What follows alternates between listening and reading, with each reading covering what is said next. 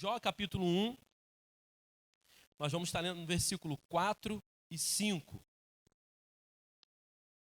que diz assim: seus filhos iam às casas um dos outros e faziam banquetes, cada um por sua vez, e mandavam convidar as suas 3 irmãs a comerem e a beberem com eles. Decorrido dias, seus banquetes, chamava Jó a seus filhos e os santificava. Levantava a madrugada e oferecia holocausto segundo o número de todos eles, pois dizia: talvez tenham pecado os meus filhos, e blasfemado contra Deus em seu coração. Assim o fazia Jó continuamente. Vamos orar, Pai. Obrigado pela tua palavra, Senhor. Nós cremos que ela é viva e poderosa, Senhor, e que ela irá, Senhor, de encontro aos nossos corações nessa noite, Pai. Obrigado por tudo que aconteceu até aqui. Toma minha vida nas tuas mãos, Pai. Prepara o coração dos teus filhos, Senhor, que estão aqui nesse lugar. Que a minha boca seja a boca do Senhor, Pai, para a tua igreja. Em nome de Jesus que eu oro, Senhor, te agradecendo porque eu sei que grandes coisas o Senhor tem preparado nessa noite para nós. No nome poderoso do Senhor Jesus Cristo que nós oramos. Amém e glória a Deus. Pode se assentar. Eu amo esse homem chamado Jó, a história dele. A história dele mexe muito, fala muito aos nossos corações. Jó é um homem que tem muito nos ensinar, como pai, né, como marido, como homem de Deus. Mas hoje eu quero falar só sobre essas duas qualidades de Jó, como homem de Deus e como pai. Jó, ele entendia que os filhos eram herança do Senhor para a vida dele. E Jó, então, de dia e de noite, ele buscava pela vida dos seus filhos, ele orava, ele ensinava os seus filhos. Eu tenho aqui um texto de Jonathan Edwards, que é um exemplo, né, de alguns sociólogos, que fala assim, a regra das 5 gerações, né, como um pai cria seus filhos, e o amor que eles dão, os valores que ensina, o ambiente emocional que oferecem, a educação que provém, não só influencia os seus filhos, mas as 4 gerações seguintes. Ou seja, em outras palavras, o que os pais fazem para os seus filhos permanecerá até as próximas 5 gerações. Então, olha a importância da figura do pai. Olha a importância da figura do pai pro filho, tá? Então eu aprendo muito com esse simples texto desse camarada aqui, Jonathan Edwards, um camarada ateu, tá? Que deixa uma mensagem, que traz um texto dizendo a importância da figura paterna para as crianças. Pode ser que eu esteja falando para pessoas aqui que foram criadas sem seus pais, né, sem o seu pai presente, para pessoas que estão aqui hoje, né, que desde a infância, né, nunca teve a figura paterna. E esse camarada vem dizendo que isso sim traz influência. Se você olhar toda a nossa sociedade, né, tudo que tem acontecido, o caos que a gente tem vivido, né, muitas delas, se você pegar hoje, né, o criminoso, o camarada que está preso, você vai lá e conversa com ele, ele vai falar assim, não fui criado com meu pai. A grande maioria, foi feita uma pesquisa, e nessa pesquisa ficou constatado, né, que a maioria dos bandidos, a maioria daqueles que roubam, a maioria daqueles que estão envolvidos com drogas, são pessoas que não tiveram a figura do pai presente, foram criados pela sua mãe, pela sua avó. Então isso é algo assim muito triste e alarmante para nós que estamos aqui, para você que é pai e para você que não é, mas um dia vai ser. A importância da figura paterna, a importância que é, querido, ter um pai como referência. Então eu quero trazer para você nessa noite, em cima de Jó, esse homem que entendia a importância que era ter um filho. Nós lemos um texto aqui, que ele dava festa, os seus irmãos, os seus filhos, as suas filhas se reuniam, e no decorrer dos turnos, Jó chamava os seus filhos e os santificava. Filhos, é tempo de orar, vamos buscar o Deus Todo-Poderoso, vamos buscar a face do Senhor. Jó tirava um tempo para apresentar o Deus que ele servia para os seus filhos. E eu não sei se todos que estão aqui conhecem a história de Jó. Em determinada fase da vida dele, ele perdeu os 10 filhos. Ele perdeu os seus 10 filhos. Foi aonde Satanás foi até o Senhor dizendo que Jó só servia ao Senhor porque era protegido por Deus. O Senhor sabia do coração de Jó e falou assim: então tá bom, vai lá, toque em tudo que ele tem, menos nele. Menos tirar a vida dele. E foi o que aconteceu. Jó perdeu tudo. A primeira coisa que o diabo tirou foi os filhos. Tentando roubar a alegria, tentando trazer uma tristeza profunda, uma depressão. Perdeu seus 10 filhos, perdeu todos os seus bens, era um dos homens mais ricos da terra. Ficou pobre, ainda ficou leproso ainda, morando na rua, ficou ele e a sua esposa. A sua esposa tenta negar a fé, tenta negar o Deus que ele servia, dizendo para ele: amaldiçoa esse Deus e vamos morrer nós dois aqui, porque o estágio que nós estamos é terrível. O estágio que nós nos encontramos, cadê Deus para nos abençoar? Nós éramos muito abençoados. E agora, cadê esse Deus? E o que acontece então? Jó falou assim: como falas uma louca mulher. Você está falando contra o Deus Todo-Poderoso. Nós vamos continuar assim, porque quando nós estávamos bem, nós adorávamos, nós louvávamos, nós pedíamos ao Senhor, e agora que estamos mal, nós vamos continuar adorando esse Deus, porque Ele tem o controle de todas as coisas. E eu vejo Jó, então, um camarada onde tinha a sua fé pautada naquilo que ele cria. Ele tinha um Deus. E no final do capítulo 42, da história de Jó, eu queria que você lesse em casa depois, é uma história tremenda. E no final, a palavra do Senhor diz que Deus restaurou a sorte de Jó quando esse orava pelos seus amigos. Interessante, querido, que Deus restituiu em dobro tudo aquilo que Jó tinha perdido. Ele tinha 10 filhos. Deus deu para ele mais 10 filhos, homens e mulheres. E sabe o que acontece? Esses filhos de Jó foram os seres humanos mais lindos da face da terra. Não houve beleza como o dos filhos de Jó. Isso é Deus mostrando cuidado, isso é Deus restituindo, restaurando a vida e a família de Jó. Eu não sei como você entrou aqui, mas eu quero dizer nessa noite que Deus é poderoso para restituir tudo aquilo que você perdeu. Eu creio no Deus Todo-Poderoso que pode trazer alegria de volta. Se você tem andado triste como pai, se você tem andado triste como mãe, como a responsável, o responsável do seu lar. Porque quando eu olho para a palavra de Deus, eu vejo homens e mulheres que passaram por situações muito piores do que a nossa, mas que conseguiram ficar de pé, porque sabiam o Deus a qual serviam. E eu quero que essa palavra nessa noite venha de encontro no teu coração. Deus tem procurado pais aqui com qualidades, as qualidades de um pai aprovado por Deus. Quais são as qualidades de um pai aprovado por Deus? É um pai que anda preocupado com a vida espiritual do seu filho. Não é um pai que abre a boca para murmurar, para reclamar, para blasfemar contra aquilo que o filho talvez tenha buscado para a sua vida. E quando eu olho para Jó, Jó foi um pai segundo o coração de Deus. Um pai que zelava pelos seus filhos. Vamos trazer para o nosso século agora. Vamos trazer para os nossos dias atuais, gente. Os nossos adolescentes, as nossas crianças, os nossos jovens. Se a gente não abrir o olho, o mundo está aí para ceifar a vida dos nossos filhos. Para levar eles para os maus caminhos, sim. Para os vícios. Se você pegar o pessoal que fuma e bebe, começaram a beber na sua adolescência, começaram a fumar na sua adolescência, porque começaram a andar com mais companhias. E onde estava o pai e a mãe? Aprovando, distante, dizendo, não, vai curtir a vida mesmo. E eu quero que você entenda nessa noite, que o pai sim tem a responsabilidade de direcionar, de instruir o seu filho dentro da palavra de Deus. Você hoje está recebendo da parte do Senhor um privilégio muito grande, uma palavra muito grande, de criar o seu filho no caminho do Senhor. Não é colocar ele no caminho, não, vai para a igreja, vai lá, tchau, Deus te abençoe. Não, é você ser referência para ele.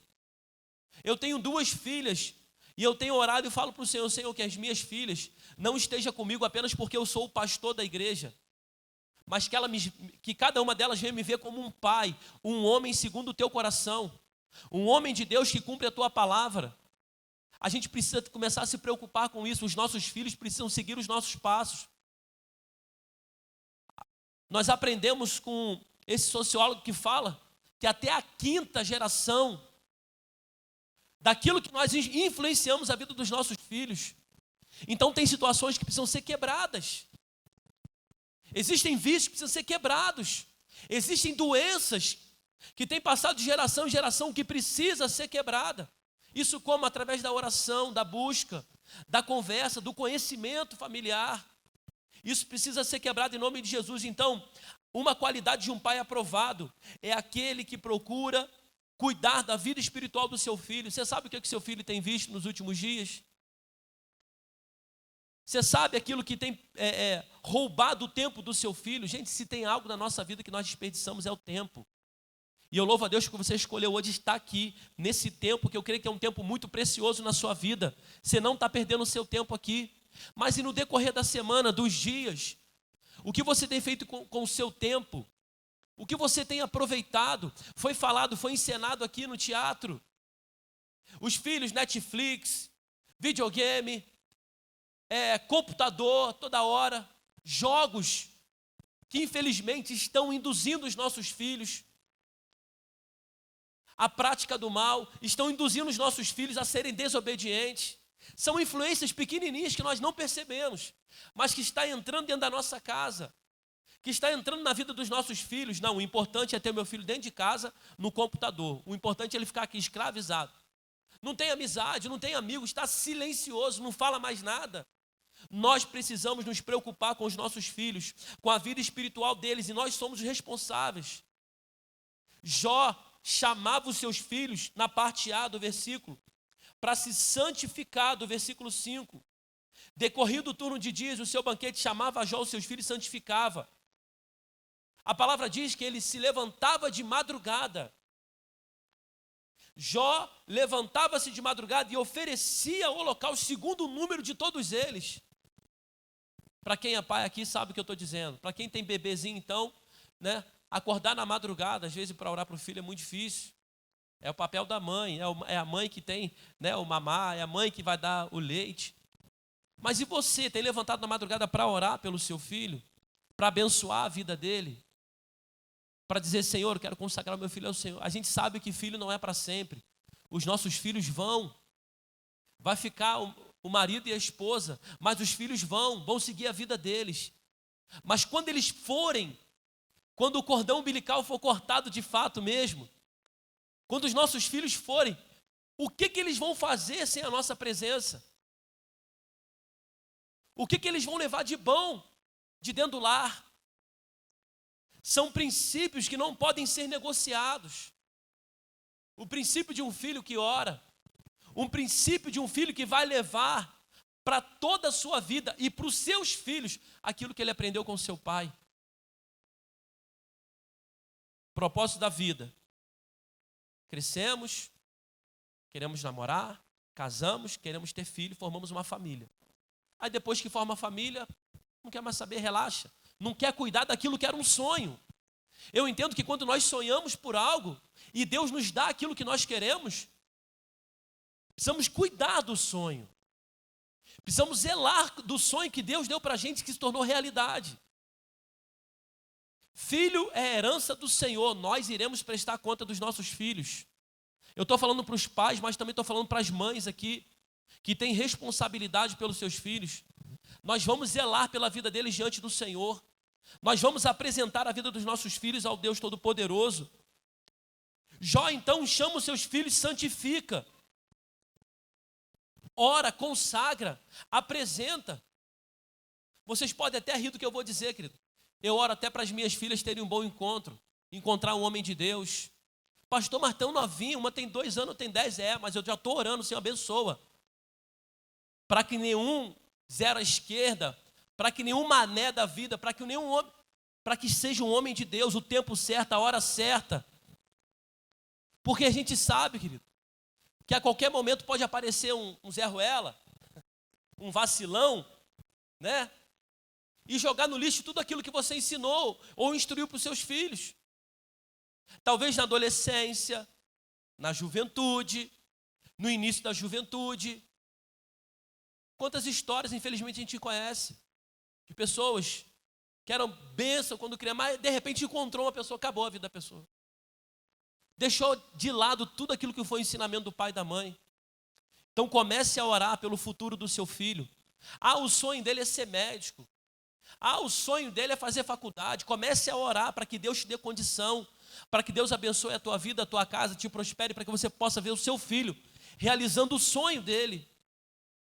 Porque eu vejo muitos pais sonhando para o filho. Não, você vai ser isso. Não, deixe ele escolher o que ele quer. Sim, vai vir um desejo no coração dele. Sim, vai, o Espírito Santo, Deus vai conduzir ele, aquilo que Deus quer para a vida dele. Que você seja um motivador. A gente não vê mais hoje, graças a Deus, o quê? O pai era médico, o filho tinha que ser médico. Não é verdade? Era quase que uma obrigação. E às vezes o filho não queria ser médico. O filho queria trabalhar em outra área. O sonho era fazer outra coisa. Então que a gente possa entender essa realidade e instruir e orar para os nossos filhos para que eles tenham um bom futuro. E o nosso papel como pai, é conduzi-los, é conduzir cada um deles. É orar pela vida deles. Não vamos estar perto deles o tempo todo. É instruí-los dentro da palavra do Senhor. A Bíblia diz: conhecereis a verdade e a verdade vos libertará.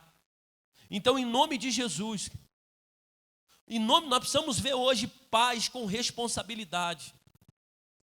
Porque está todo mundo fazendo isso. Eu sempre falo lá em casa: você não é todo mundo. Pai, mas está todo mundo. Eu falei: mas você não é todo mundo, minha filha. Então eu estou ensinando minha filha a olhar as coisas com uma outra ótica, com uma outra visão.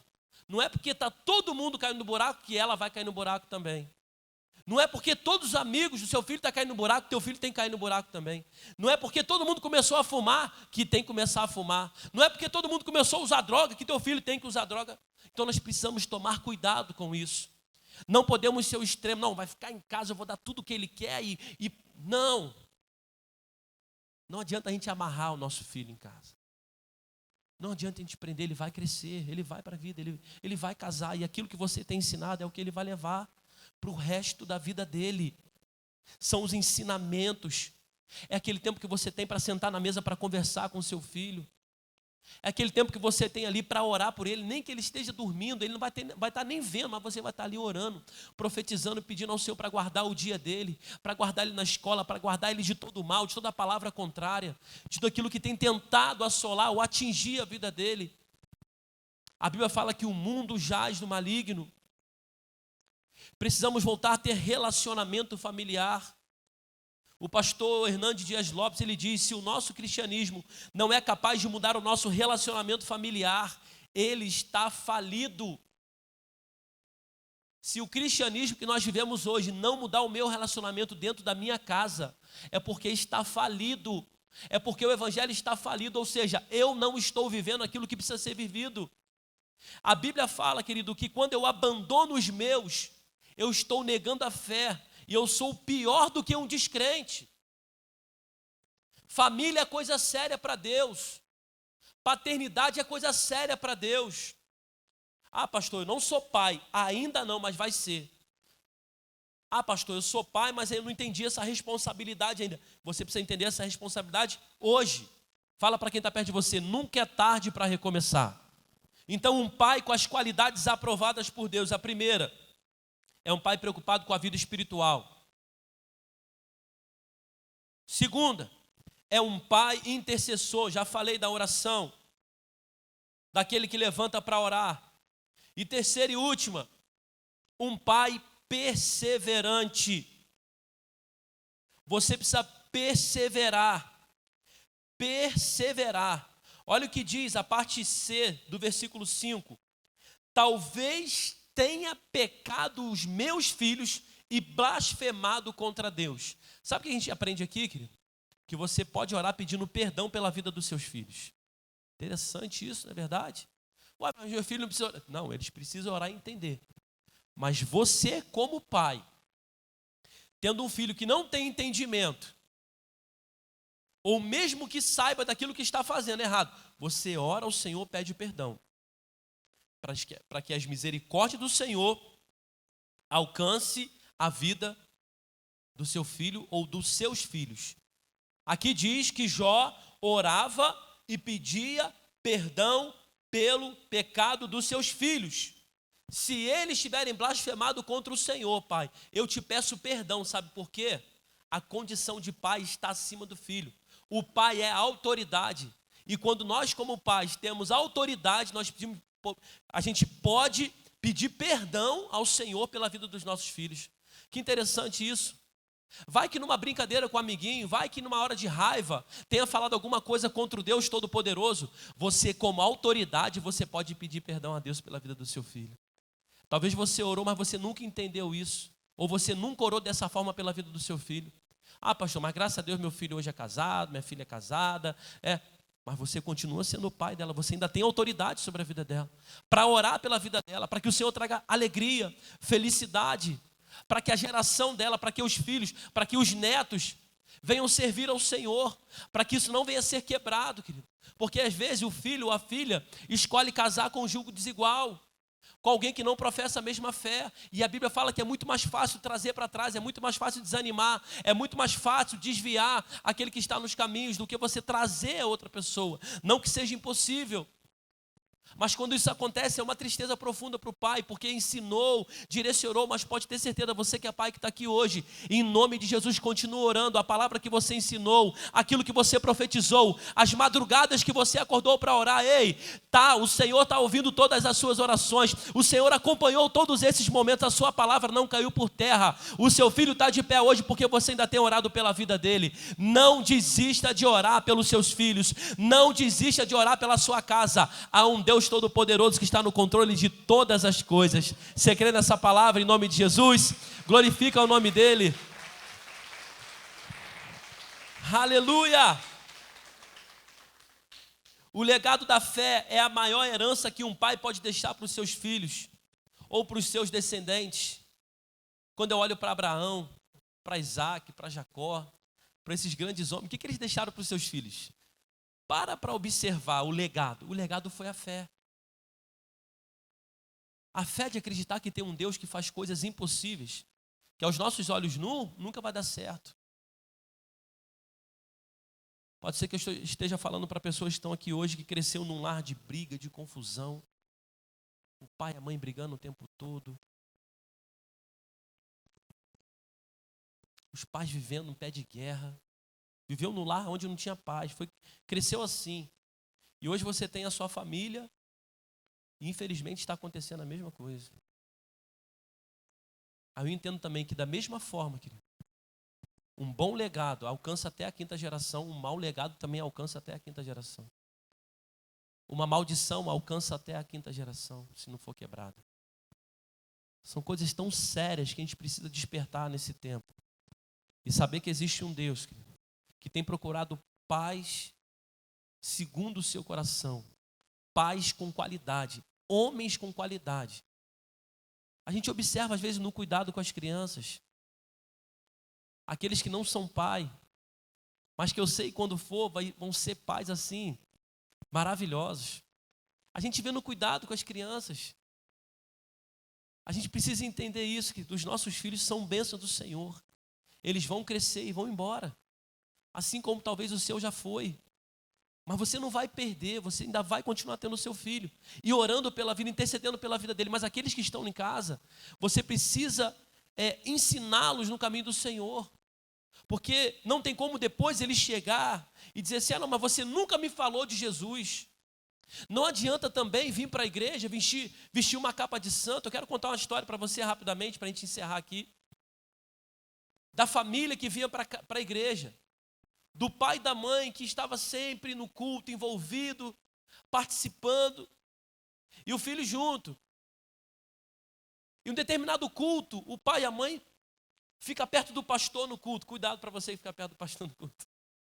Brincadeira. O pai e a mãe, então, sentam perto do pastor, e ali o culto acontecendo, daqui a pouco a hora do louvor, está todo mundo em pé e tal.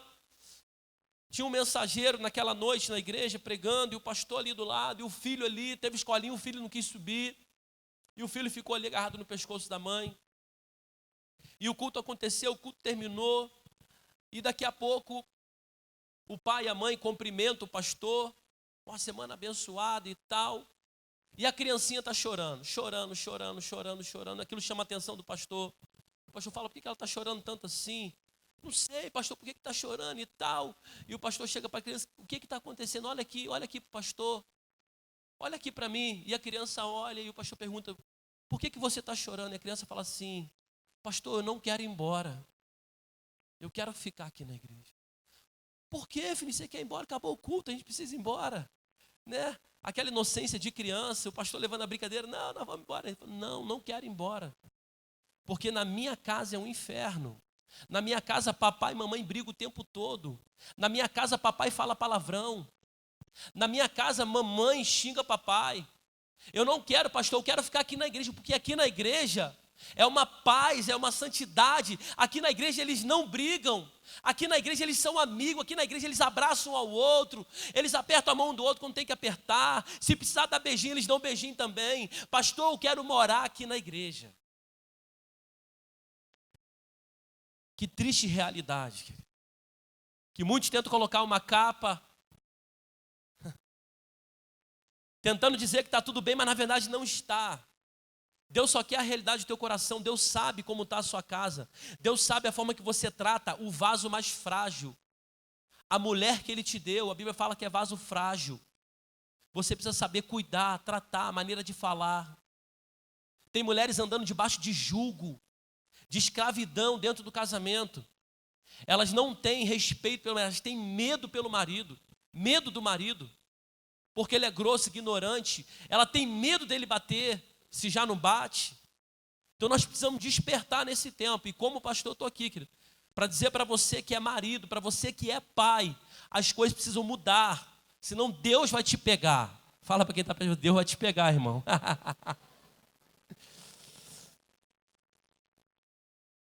Deus vai te pegar. Uma hora ou outra Ele vai te pegar. Não dá para fugir. Ele está vendo tudo. Você acha que Ele vai ficar vendo uma serva? Você acha que Ele vai ficar vendo uma pessoa que o pai e a mãe estão orando, sofrendo? Não. Ele vai trazer à tona. Ele vai trazer, não há nada oculto que não há de ser revelado. Nada oculto que não há de ser revelado. Então eu quero nessa noite deixar essa palavra no teu coração. Para os pais presentes aqui, para aqueles que são futuros papais. Eu creio em nome de Jesus que nós estamos vendo uma geração transformada. Pessoas como Jó, preocupadas com os seus filhos, orando pela vida dos seus filhos, levantando clamores pela vida dos seus filhos. Sim, orem.